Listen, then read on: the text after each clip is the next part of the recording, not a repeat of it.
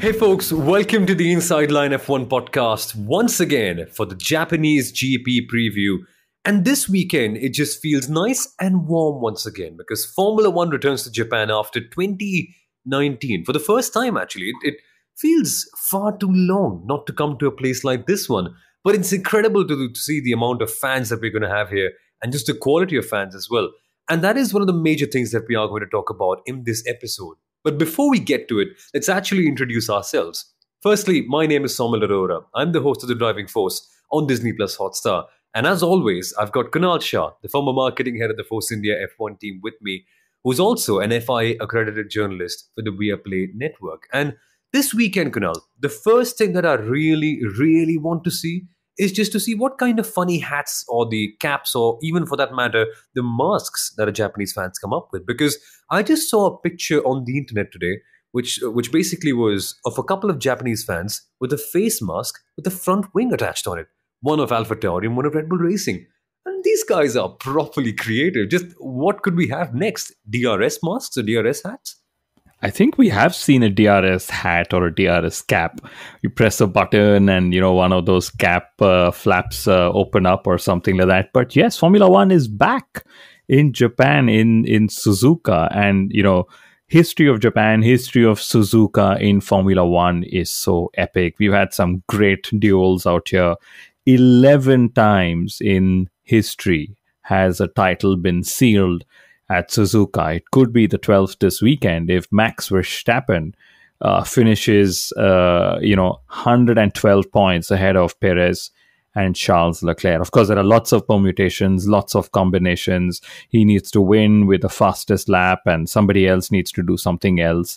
But let's see, 112, that's the magic number this weekend. And if he is winning, I hope that no other rival team purposely pits their driver a couple of laps to the end to take the fastest lap point away. Could Mercedes do that just to have some fun with Red Bull and Honda at Honda's home race, also sponsored by Honda, even though Red Bull is no longer powered officially by a Honda? So lots of curveballs out there, but that's true. Honda is no longer directly involved in the sport, even though they're going to have more prominent branding to start with from this weekend itself. And Somil, I just realized you said Formula One is back since 2019. That's 3 years. That's more than 20% of your life ago, if you were to put it in absolute numbers. Holy wow, that's actually true. Yeah, I don't remember the last time I actually woke up early in the morning here in India and said, right, it's time for a Sunday morning race because it's been so long for that. But the other thing I'm very curious about, especially on the subject of the hats, is to see if the fans actually come up with a Haas front wing hat as well, with a Kevin Magnussen bent front wing end plate of sorts. And if the FIA doesn't really allow them to enter and says, okay, black and orange flag, go back home and change your hats and come back at something. But otherwise as well, on the subject of Honda, their logos will reappear this weekend on the Red Bull and the AlphaTauri. Apparently, they're going to do so in 2023 as well. And now, Kunal, there are rumors that they might end up coming back to Formula One in 2026 to partner up with Red Bull again. I read it somewhere on the internet, but it's like they only leave just to come back to Formula One. What is it all about? Can't they just stay there in peace? It kind of reminds me of Ross and Rachel from Friends, where they're sometimes on a break and then they're not, and then they are, then they're not. What is Honda doing? There's a very good chance that when they actually return in 26, the dominance that Red Bull is showing may not last, because that's also what's happened with Honda's returns in the last couple of times, especially with the whole McLaren Honda thing, right? But my mind still goes to the Japanese fans, their cap, their mask designs, as you call it, their t-shirts, their merchandise is beyond any comparison. Any fan in Europe, any fan in America. Now, I know a lot of listeners of ours based in these markets will suddenly be upset saying, oh my God, did you just compare me against a Japanese fan who probably doesn't even listen to our podcast because we're in English? But Japan is still one of the top 10 markets for us. Either way, the point is that, the Japanese fan, very well entrenched in the history of the sport, they respect Formula One. They are the types who actually go and clean the grandstands after the race has gotten over. So very different set of fans that will sort of get the opportunity to engage in Formula One after a wait of a fair number of years as well. So I'm really excited that Formula One's going back. I'm going to have most of the Sunday to myself, which also then means that the Japanese review of our channel on the Inside Line F1 podcast could actually come out on the Sunday, Somil, if we were to match all our schedules together. But that also reminds me, guys, we're getting a lot of love on social media. Our watch-alongs were hugely popular and successful. This is a bumper month for us. We've had Steve Slater. We've got Peter Windsor coming up after Japan. We've got Bob Barsha coming up just before America as well. So thank you for all your listens. Thank you for your continued patronage. And please remember to give us a review and a rating on whatever app it is that you tune in from. We'd absolutely love that. Indeed, yeah. It just feels so amazing to listen to all your feedback. Sometimes the good, sometimes the bad. But the fact that you've taken out time for us just makes us feel so good. And please continue to do so, folks. Thank you for all of that. And I hope you also come up with more reviews. And we've got a big question from one of our dear listeners that we're also going to be answering in a couple of minutes' time. But firstly, there's other things to talk about the Japanese fans too, and their merchandise. I'm just confused, Kunal. What color will they wear this time? Will it be blue and red for Red Bull Racing and Honda? Will it be white and blue for the home hero Yuki Tsunoda? Or just green because they love Sebastian Vettel in general? I'm a bit confused about that. I'm pretty sure it's going to be Yuki Tsunoda flavored all the time. It's the first time that he's going to have a home race. And that in itself is going to sort of make it very, very special. And imagine, you have a home race, in the land of the rising sun at the epic Suzuka Grand Prix. And while I was doing my research, something interesting that I found was, I'm going to read out the name, John Hugenholtz. And I'm pretty sure our listeners from the Netherlands, especially Gas, will probably write in and tell me the actual pronunciation in Dutch. But the same designer who designed Sanford actually designed Suzuka, and that's probably why the drivers call it such a challenging circuit and a circuit that they absolutely love. And imagine, this is probably why we also love both the circuits. And a designer who I really wish Herman Tilke is able to learn from, given all the epic circuits that John Hugenholtz actually designed. And Suzuka, old school circuit, one of those circuits where as soon as the drivers are going to be out of the car on Friday, they will be asked, what do you think of driving here? Everybody's going to praise the circuit. They're all going to talk of the first sector, because that sector is so fast and flowy. The whole circuit, the driver truly makes a difference.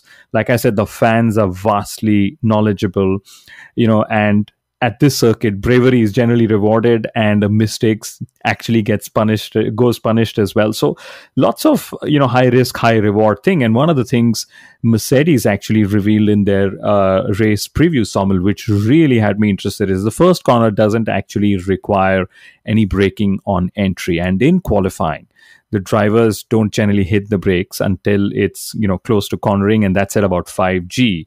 So it generates some of the highest steering wheel torques of the season, right? And it doesn't stop here. It gets even more interesting that the steering wheel is continuously moving during the lap, and most of all in the first sector. Like from turn 1 till the exit of turn 7, the drivers are constantly cornering for around 2 kilometers of the lap. Can you imagine that? That's actually so right, because even after the spoon curve, the straight isn't exactly 100% straight, because you've got the 130R coming in flat out over there as well. If you think about it, it's the perfect circuit. There's nothing else that's really missing about it, right? Okay, maybe you might just say, oh, well, we need little more gravel on the exit of some corners here and there, but we've got so much of it at Suzuka as well. Oh, you need an eight ball kind of thing, or maybe a figure of eight. We've got that as well. Fast corners, yes. Slow ones, yes. And also history and incredible fans. It seems like a very easy sell to anybody. But there's been one thing I'm very, very confused about. The spoon curve. I don't get it. Why have commentators never called a crash at a spoon curve? I mean, a crash involving two cars at a spoon curve being called something as, oh, some driver has been spooned by somebody else. It is a pretty tough thing to say on the broadcast, but I'm sure they can try.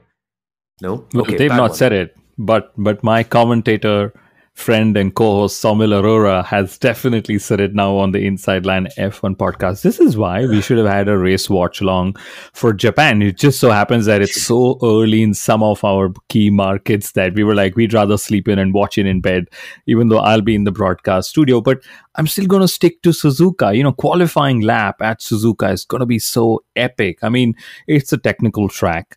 You need to have flow, you need to have momentum because, like I said, most corners are interconnected. So if you make a mistake at one, it will impact the next couple of corners, that lie in the sequence in itself. So, it's going to be another, like I said, a massive driver challenge, a very different challenge to what the drivers actually had at Singapore, which was more physical. Here, it's a more technical challenge in itself. And, sticking more to Suzuka, it's again, very Japanese in nature. It's an anti-clockwise and a clockwise circuit in itself because of the figure of eight and the tunnel that sort of they have, right? So it's like a Scalextric in real life, if I may put it that way. And there are almost an equal number of right-handers to equal number of left-handers. I think there are 10 right and 8 left, which also means that tire wear is also fairly balanced because there's a balanced number of corners out there. So a very Japanese in nature circuit that's designed for Japan, if you would put it that way. It's just amazing. And it's a kid's dream, right? Suzuka, if you look at the map, I mean, I as a kid always used to wonder, oh, well, what if we had a circuit that goes on top of each other? But Suzuka manages it so easily. It doesn't even feel fascinating because it's built so early on and built so well, actually. But on the subject of all the fans this weekend, and if you're someone listening in from the east coast of the US, I'm so sorry for you because I think at 3 o'clock in the night, that's when all the celebrations might end up beginning. So what do you do at that stage? Do you stay up or wait for the sunrise to come up? Do you sleep suddenly? Or actually, what do you do the night before? Do you actually wake up at 1 o'clock? Or do you stay up till 1 o'clock and then watch the entire race? I think it's a good weekend for Red Bull to actually sell a lot of energy drinks because a lot of Formula One fans would love to see Max Verstappen potentially winning and just ensuing among a Schumacher-esque celebration, isn't it, Kunal? Because I suppose when he won the World Championship back over here, the pictures from that celebration are still kind of world famous or infamous, if you could call it that way, because people love it, but nobody wants to discuss it in the public eye, per se. And like I said at the start of the show, 11 times that a title has been sealed at Suzuka. But normally sealing a title is something I relate to with Brazil, because at least in my mind, lots of them have been sealed that in Brazil as well. And of course, last year, Abu Dhabi, controversially famous, etc. By the way, that reminds me, the FIA was expected to make a statement around the financial regulations breach on Wednesday, which was literally when we recorded this episode before it's out on the Thursday, which is our normal schedule. So Samuel and I decided to wait a couple of hours and then a couple of hours and still then a couple of hours with the hope that the FIA actually makes a decision or maybe they've made a decision, but they're framing the statement and legally correct and so on. And then finally we said, you know what? Screw it, we'll just record and we'll see what happens with the whole financial regulations bit. But yeah, we were actually waiting for those that set of news to come in as well.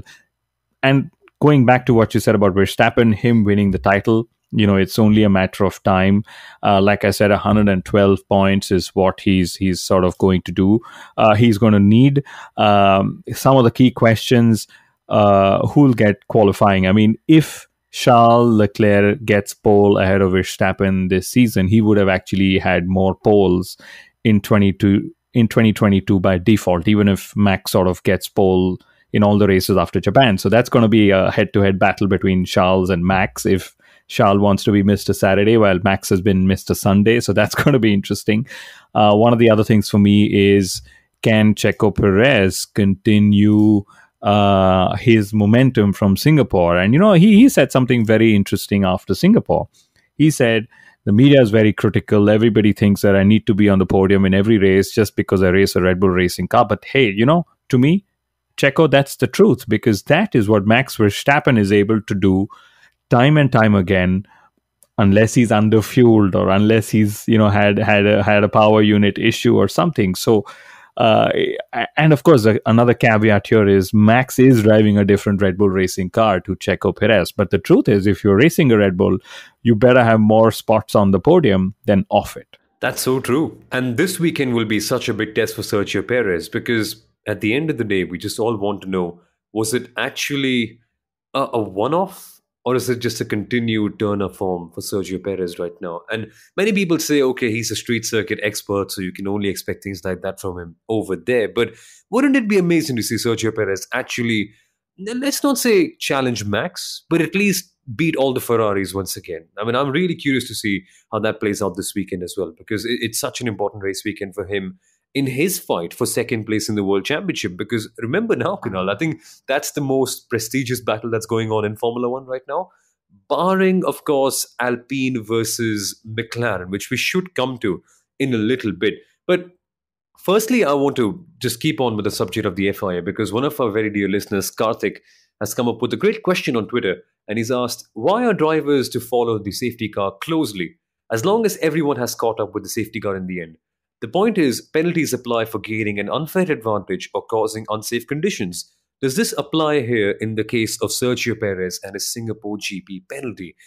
So I suppose, Kunal, it's a precautionary approach, isn't it, by the FIA, just to ensure that drivers sometimes don't end up hitting the safety cars? Because I think we've seen that in other racing championships, right? Yes, and we have to remember the safety car actually is brought into the race to neutralize whatever dangers on track, to control that. And then they also want to neutralize the race where the race resumes as a bunch.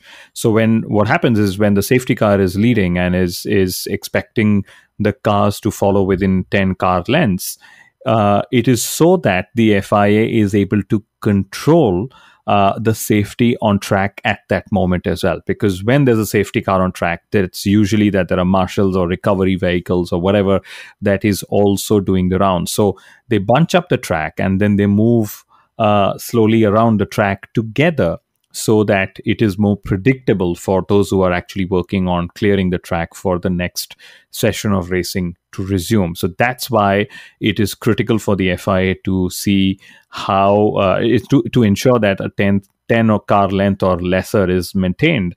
Otherwise, imagine this: the safety cars on track and the track is still littered with Formula One cars all around, and then the recovery that's happening on track, whether it's to the barriers or to a car or anything, cannot happen at a sustained pace in itself. If I'm making any sense out here, so the safety car and the gaps are primarily for a safety point of view. Yeah, they need a choo-choo train, essentially. In easy terms, that is. But yeah, crazy how Sergio Perez got the penalty and how he was actually able to ensure that it didn't matter at the end. But we've spoken about that enough in our Singapore GP review episode, which you can also check out.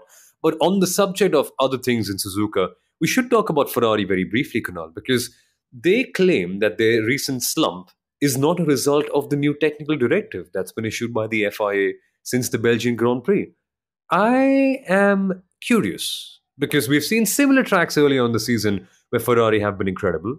Yes, Red Bull Racing have pulled out a few big rabbits out of their hat in terms of development, but Ferrari can't suddenly be that slow and the TD can't have no effect at all, right? There's got to be some influence of it, but will their slump continue this weekend is, I think, the major thing we have to track for them. Because right now, they're in the midst of a major battle for P2 in the championship with Sergio Perez. And as it stands, momentum is just barely on their side. I can't quite tell if they will even be competitive this weekend because their performance has been so topsy-turvy, if that's the right term for it.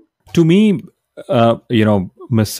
Ferrari's performance has not really taken a beating. What's taken a beating is their tire wear. So, leading up, if you remember Austria, we had a sprint race out there. Charles Leclerc was very confident on Saturday that, they would be able to outpace Red Bull purely on tire performance. So that where the technical directive has impacted Ferrari, especially if you were to ask the likes of Giorgio Piola and read the stuff that he and Mark Hughes normally end up writing, which is a lot of technical information, the assumption is that it's impacted Ferrari's tire wear and they've become front limited is probably one of the reasons where they've lost some performance, right? Which, like you rightly said, for the first time since Miami, we actually had two Ferraris on the podium. And Miami was a very long time ago. Between Miami and now, Leclerc has had, what, 7 or 8 poles, which in itself is a telling statistic that they have a quick car on Saturday. They've just not been able to translate the pace and strategy to make it work on a Sunday. And this is the story of 2022. And Charles Leclerc, despite all his heroics on the Saturday, he is looking for his fourth consecutive podium this weekend. And guess what? If he gets his fourth consecutive podium, it will still only match his career best podium streak, which was, I think, in 2019 when he had 4 consecutive podiums. So that's just so telling. And will Mercedes catch up? Should they catch up? I mean, it's a great battle. In Singapore, Mercedes, of course, lost a lot of ground to Ferrari, but can they strike back? And, the momentum, I remember seeing, this was in still Sanford. On an average, Mercedes was scoring more points after Australia till Sanford all the way. I'm sure Singapore has skewed those numbers, so to say, but I'm going to try and tweet them out at some point. But imagine this, Mercedes have not won a race yet, but they are still in contention to finish P2. And what facepalm, or how much of a facepalm moment would it be for Ferrari if they were to have the quickest car, let alone finishing first in the championship, but are even beaten to second in the championship by a team that eventually may not score a win in the season at all. That'll be the ultimate Ferrari moment, to put it very simply. Incredible how the season is going on for them, but many claim that the best chance for Mercedes to win has actually gone behind them in terms of Singapore.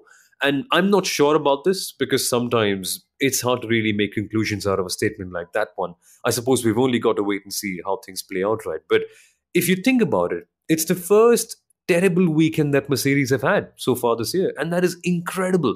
After so many races, it's the first time Mercedes have actually had a proper howler of a weekend. That's incredible to see how consistent they are. But let's get to another very consistent person. We now have the stats preview by F1 Stats Guru, and let's just have a better idea about what the numbers have to say about the Japanese GP. Hey folks, it's time to do the stats preview of the Japanese Grand Prix. My name is Sundaram, also known as the F1 Stats Guru. Let's talk numbers. Now there are clockwise and anti-clockwise circuits in Formula 1. And then there's the Suzuka circuit, the only figure of 8 track in the sport, which means that the circuit runs both clockwise and anti-clockwise. Interesting, isn't it? The biggest question, however, will be if Max Verstappen can clinch the title in Japan, the home of their actual engine supplier, Honda. If you didn't know already, the Suzuka circuit also belongs to Honda, who initially built this venue as a test track. Now, there are quite a few permutations and combinations through which Verstappen can win the championship. But if he does, it'll make him the second youngest double world champion in Formula 1 at the age of 25 years. The youngest is, of course, Sebastian Vettel, who still holds on to that record. In the last 3 decades, only thrice has a driver won at Suzuka when starting further back than the front row. Raikkonen won from 17th in 2005. That was a brilliant race, by the way.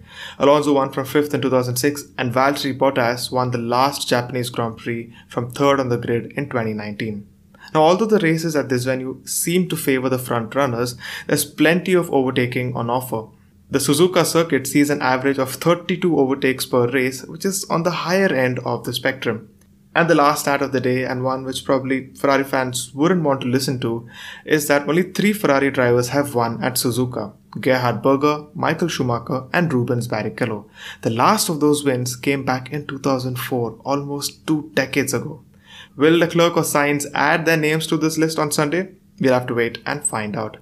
Well, that was the stats preview. I hope you guys enjoyed it. You can find more such interesting stats and facts on my Twitter and Instagram pages under the name F1 Stats Group. I'll see you guys later. Hey folks, welcome back into the Inside Line F1 podcast. The last voice you heard was that of F1 Stats Guru, who was back here with his stats preview as usual, and it's incredible to hear him and the kind of numbers that he's got in here.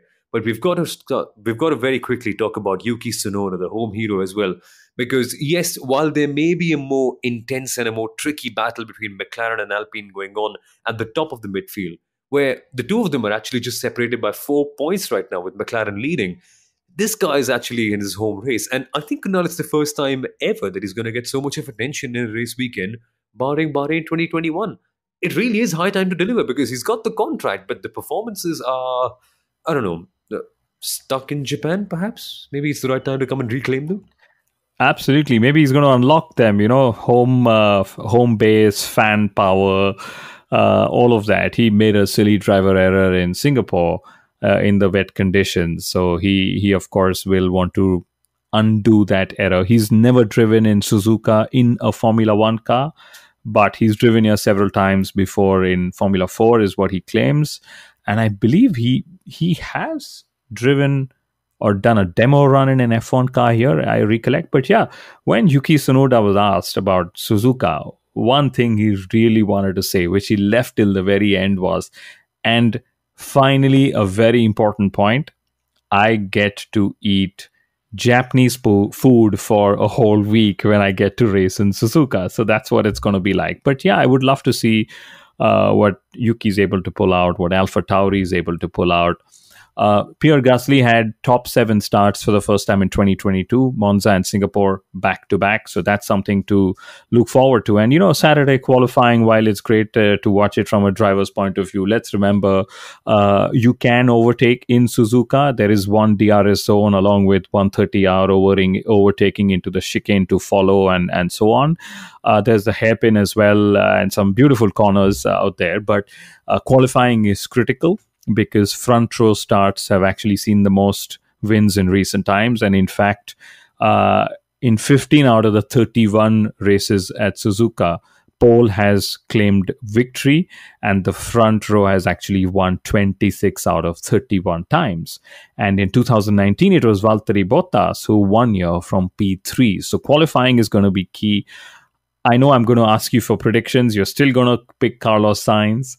I think I'm going to pick Max Verstappen for the win, but I genuinely think Mercedes is going to pit one of their drivers towards the end to take the fastest lap of the race away, just so that Max doesn't win in Japan, and the title is sort of carried forward to America, which might not be a bad thing altogether, given how F1 absolutely loves the American fans, and also for the television broadcasters in Europe. I mean, imagine crowning a world champion, especially in the Netherlands, at 8:30 in the morning on a Sunday. Not ideal, because you can't quite say, oh, hey, Max has won the world championship, let's go and have breakfast. That's not ideal, right? You probably want to see that happen in some place like the US. But let's wait and see how things play out. As for predictions, my heart will always say Carlos Sainz, but my mind actually has to go for Max this time out as well. But let's wait and see how it goes out this time. And folks, as we mentioned early on, in case you liked our podcast, in case you didn't like our podcast, please feel free to leave a good rating and a review as well. And before we go, actually, Somil, here is finally an update that's come from the FIA, which I'm going to be reading. It's just flashed on my screen, so I'm going to read that out. And frankly, it has been a bit of an anticlimax. Why? Because after saying last week in the build-up to Singapore that we will have more information on the 5th of October, the FIA have now said that it's actually a very complicated process and that they will actually have an update on the 10th of October, which is the Monday after Suzuka, which also means that the FIA is now working in the multiples of 5. So if they don't reveal something on the 10th, it's going to be on the 15th of October. So it's just like every one of us when trying to wake up in the morning through an alarm. 6:05, 6:10, 6:15, 6:20, and then by the time it's actually November the 21st, or no, not 21st, right, because that's not a multiple of 5. I don't know. November the 25th, they'll say, oh yeah, now we have an update. Nothing's happened. Nobody has breached it. It's just an anticlimax. But hey, at least it's something. At least they're honest about it. It's just like they're buying time in this case. But I suppose we'll have to buy some time as well, because folks, now we'll be seeing you hopefully on Sunday itself for the Japanese GP race review. And in case you enjoyed this episode, please don't forget to actually leave a good rating. It'll not be ideal if you forget to, but also don't forget to join us on Sunday for the race review as well. Enjoy the weekend, folks, and have a great time. Bye-bye.